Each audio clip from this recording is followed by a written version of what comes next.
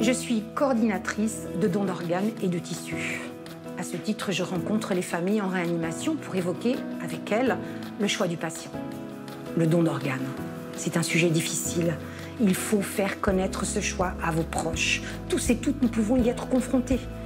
L'ensemble des équipes de coordination, de réanimation, de blocs, de greffe vont se mobiliser pour que cette procédure puisse arriver à son terme.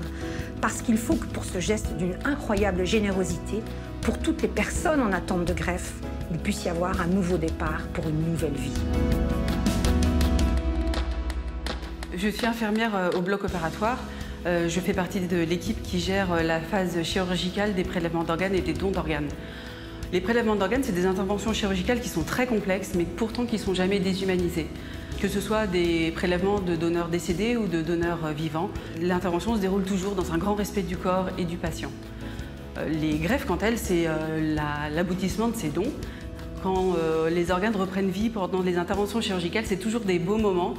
Et du coup, faire partie de l'aventure humaine du don et de la greffe, c'est vraiment très gratifiant. En tant que coordinatrice en transplantation hépatique, je mesure au quotidien l'importance du don d'organes et de la greffe.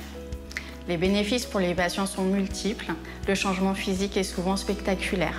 Ils sont nombreux à retrouver une vie de famille normale, à reprendre le travail, à voyager, et ils se projettent dans l'avenir.